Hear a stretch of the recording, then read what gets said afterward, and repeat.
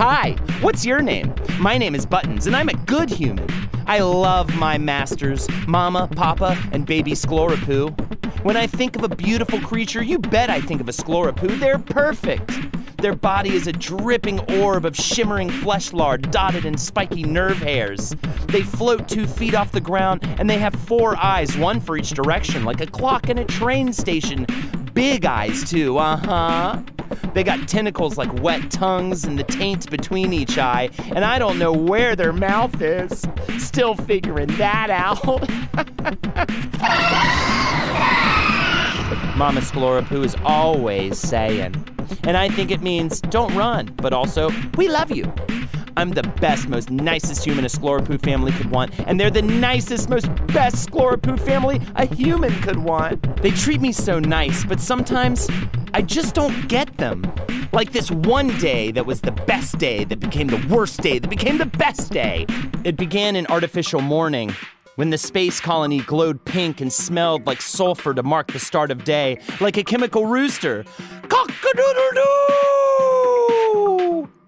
They woke me where I slept in my favorite spot and said my favorite word.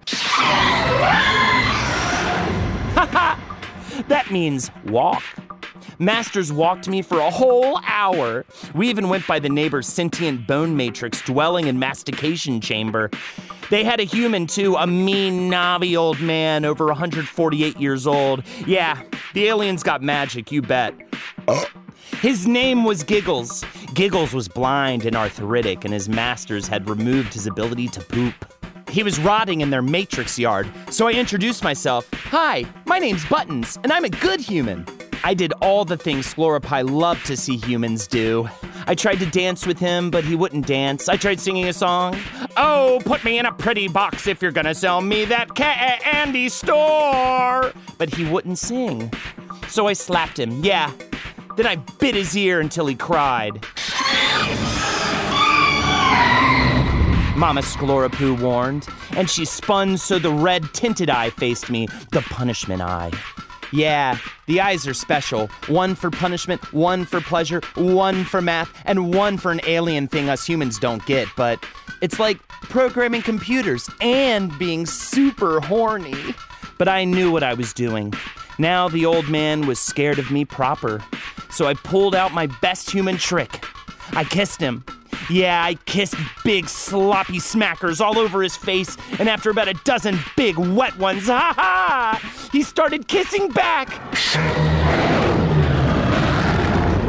Papa Sklorripu said, "Look, they like each other." After that, we walked to the park, a big open flesh matrix where I can run around. But there weren't enough humans, just other pets that I don't like. Big turtle-looking things with horse legs, long fuckers like a ferret millipede. As a species, Sklorripi are tamers. Nothing they like more than traveling the universe and subjugating nature to their will. Yeah, you do you, Sklorripu. Next, we went to the pet store. They had toys like little telephones that make real calls, and guns that fire really soft bullets, and footballs and juggling pins and condoms. I got 2 guns, bang, bang. And Papa bought me a funny bed covered in little bones and paw prints. It was too little for me, which is why it was funny. When we finally went home, I noticed right away that the sentient bone matrix had warped the way it does for new occupants. "What's going on?" I asked my masters. "Are we having friends over?" Sklorripi understand our human tongues, but would never deign to speak in our language. So they didn't say nothing, just took me inside. That's when I heard it. Barking. Boy, oh boy, I thought the day just couldn't get better. "You got me a dog?" I said. The Sklorripi flapped their gills, a sign of joy. Said baby. I think it meant, look, he's excited, and a little bit of, we don't need to worry, and something else. They all speak like a paragraph of words, super crazy. I hadn't seen a dog since my abduction, my rescue. Yeah, I used to have a dog, an obedient spaniel I named Little Ham. I had a lot of happy memories with Little Ham. He could shake, fetch, even get me a beer, lol. So I was super pumped to get another pup. This one was an adult border collie, a rescue like me, all black and white like a penguin.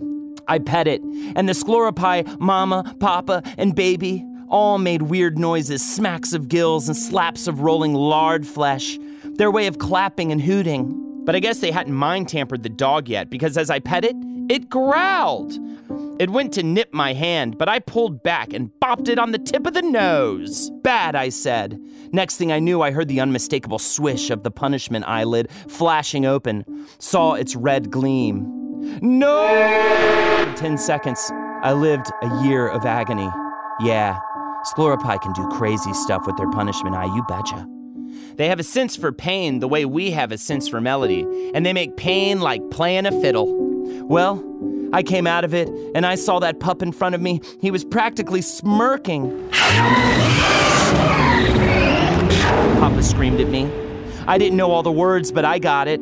Treat your brother nicely, and at the same time, or else. The new dog jumped at me, and it took all I had to not smack him away. It bit my wrist, and I howled in pain, but masters didn't stop it. They laughed at my pain, laughed at the fury in my eyes. Look, he thinks he's Sklorripu. He thinks he's Sklorripu, with guest preacher Holden McNeely. We now return to the story, already in progress. They named the dog Badges. Buttons and Badges, like we were dumbass twins. At first I didn't like Badges, but as time went on, I fucking hated him. The way I see it, dogs are supposed to eat dog food, but no. The Sklorripu gave him the same food I ate. Heck, they even put our bowls right next to each other. First day he poked his snout into my food bowl as I'm freaking eating it. And I lost my mind. Get your own food. The punishment eye opened again. And I spent a year in hell for 10 seconds. Ha ha, fuck! I came out of that and Badges had already gobbled up all my special human pellets. You'd think after a year of agony I'd brush it off, but not with this food. I need it, I shrieked. It's special for my tummy! This time, no punishment eye. Instead, Mama Sklorripu just smacked my little tushy. No pain, just humiliation. I heard, uh-oh, I knew that word. I changed my tune immediately. No, I'll behave, I said, pushing the bowl to Badges. You don't have to neuter anyone. Still, I could put up with it. I was getting food, water, love, a home.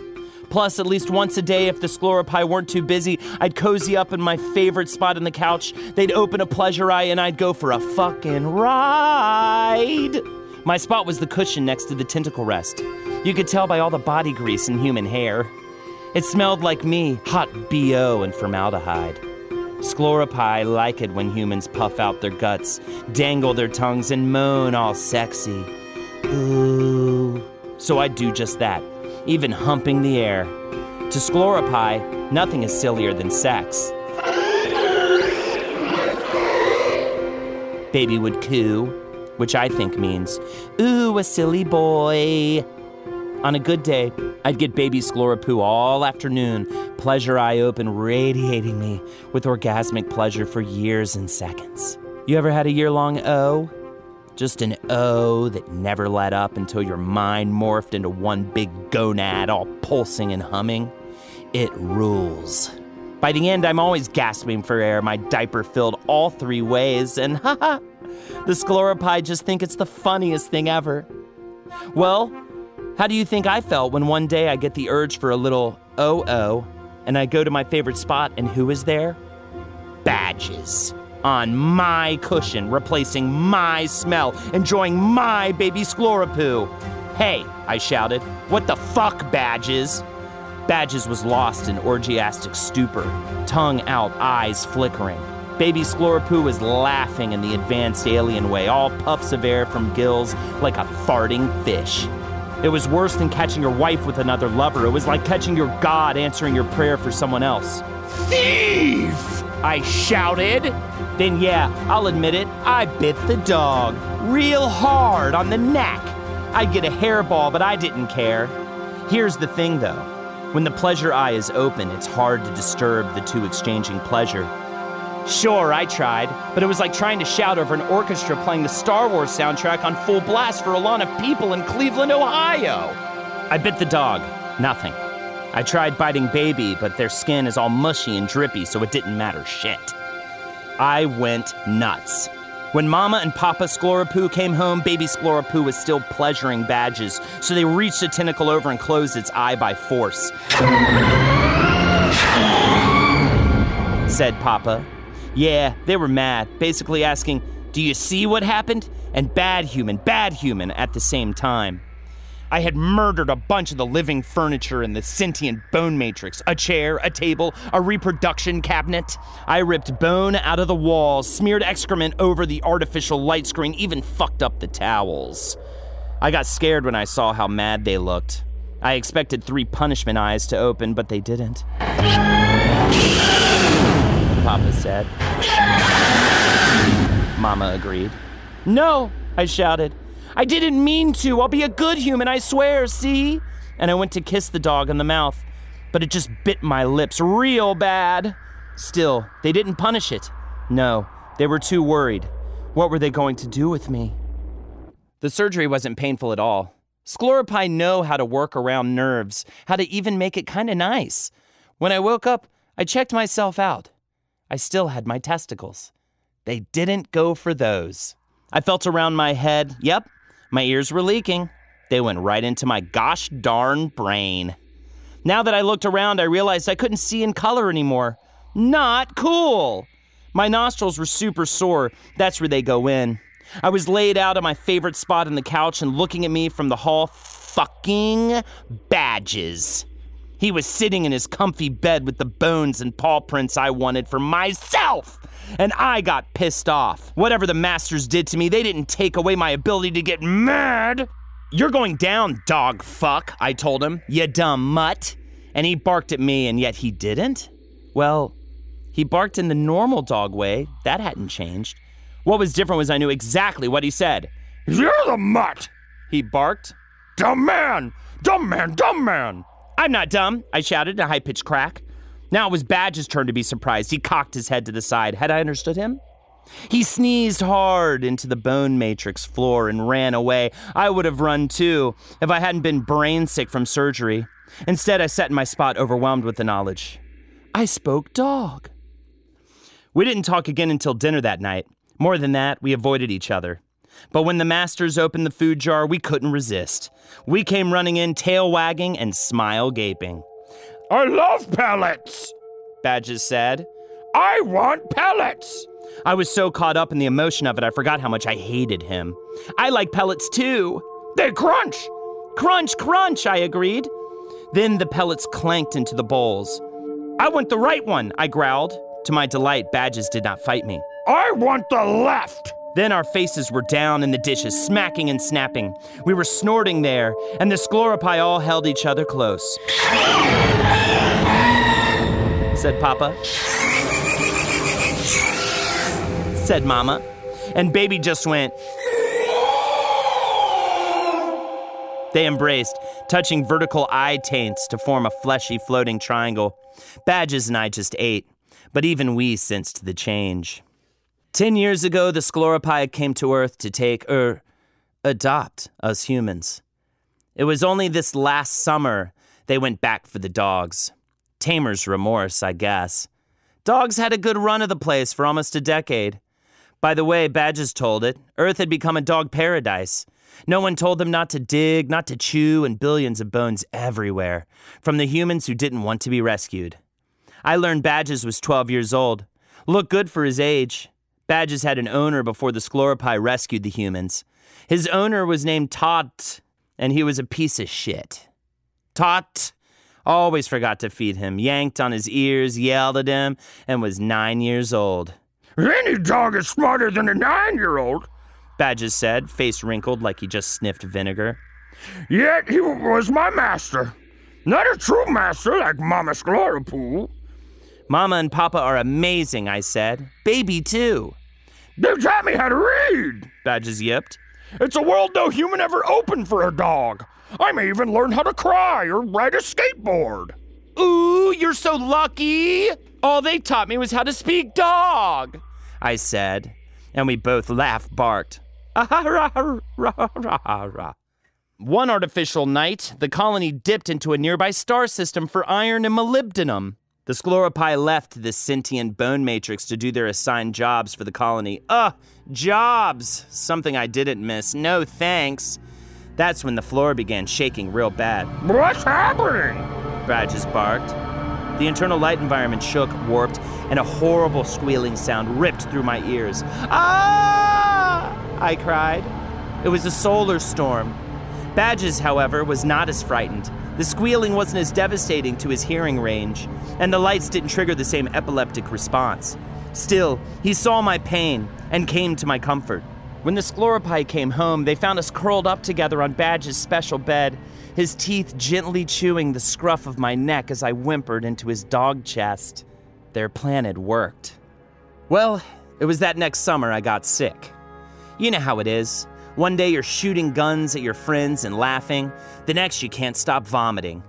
The Sklorripu had cured me of all cancers, fixed my diabetes, and made my hair, even the pubes, silky, soft, and luxurious.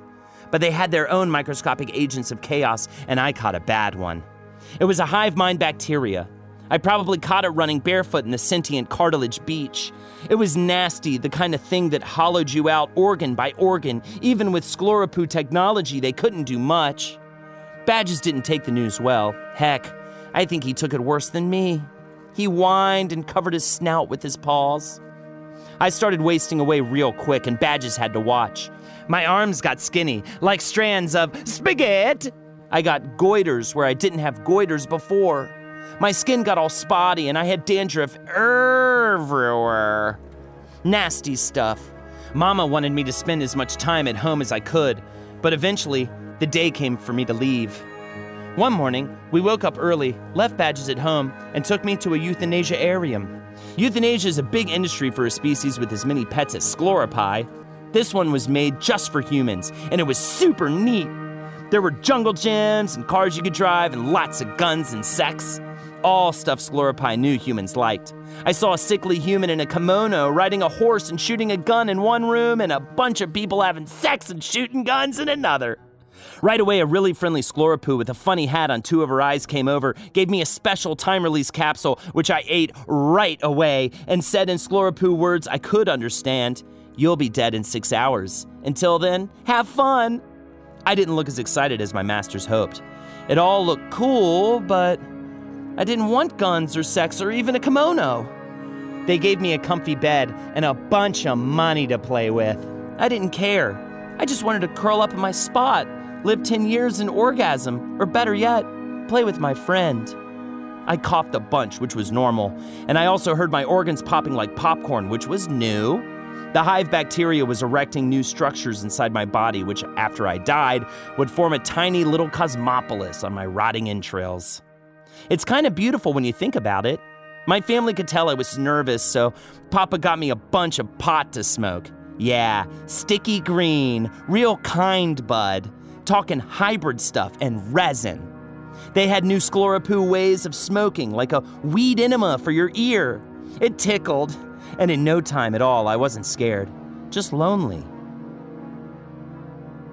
When my last hours came, I was coughing up blood and some kind of bacterial grease byproduct that smelled like fennel. I'd be dead shortly. I was thinking about everything I would miss when who walks through the door? Mama Sklorripu, and she's brought a friend.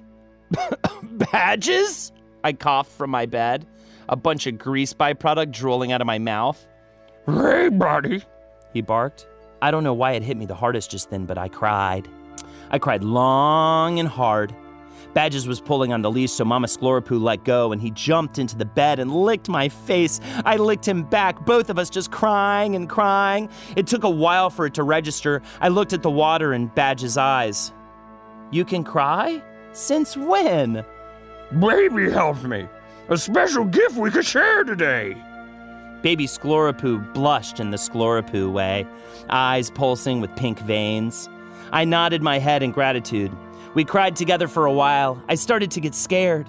It was just something about Badges being there that made it all the more real. I was breathing really fast and choking on every sob. Mama said, holding up a water bong. "No, that won't help," I said, bawling my eyes out now. I'm scared to die." This broke Badge's little dog heart. He licked away my tears and curled up on my pillow. I felt his furry body around my neck, warm against my skull, his wet snout in my ear. He spoke so only I could hear. "Did Mama and Papa ever tell you about the big sentient bone matrix in the sky?" I shook my head and sniffed. "Well," he barked lightly, "it's a beautiful place. There are fun guns you can shoot and lots of money. More than Papa ever let us play with. And you can eat all the Noron caramel you want. And when you get tired, you sleep in your favorite spot." "My favorite spot is there?" I squeaked in surprise. "You bet. You go to sleep and you wake up, and you can do it all over again. And everyone is happy. And you never get hurt." I thought on this for a long while. "Then what about my spot in our sentient bone matrix?" "What do you mean?" Badges barked. "Well, if I have one in the sentient bone matrix in the sky, then I won't need the one here." I was still crying, but just out of sadness, no fear, no pain. Badges licked at the salt again and I giggled. "I want you to have my spot." Mama Sklorripu was listening and made a special Sklorripu sound.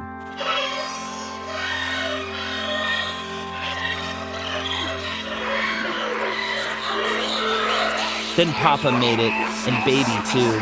In their language, it was something between a sob and an aww. It was the sound of a higher species being devastated by the cuteness, the beauty, the almost Sklorripu-ness of an inferior being. "It would be an honor to take your spot," Badges told me. He put his head against mine and I felt his dog tears. The whole family was crying and they hovered in close. With Badges and me in the center, Mama, Papa, and Baby joined together in their flesh triangle, and I knew warmth and comfort. I felt a strange calm, like my heart suddenly beat only under my whim, and I knew this would be my last moment. To each family member in turn, I kissed them nice and sloppy like they always liked. I kissed Baby Sklorripu on the soft spot of his eye. Then Papa, then Mama. Then I turned to Badges and we snogged tenderly, the way best friends do. I smiled, then I shut my eyes. My name was Buttons, and I was a good human. For Sklorripu, months after my death, the family told all the other Sklorripi about that day in the Humanasia Arium. They recalled the look in my eye, the sense of peace in my parting. Badges had been good for me, they told everyone, just like they had been hoping he would be. He was such a good human, the other Sklorripi would agree. While they talked, Badges slept in my spot, smelling the remnants of my smell, remembering me. In the other room, he heard the Sklorripi discuss when they'd get a new human. Tomorrow, they said, but in Sklorripu words, Badges did not know. We'll give Badges a nice day out first, though, to ease him into it, they said. Badges heard his name and ran into the room, and everyone delighted with bright, pulsing pleasure eyes. "What will you name him?" "Buttons the Second."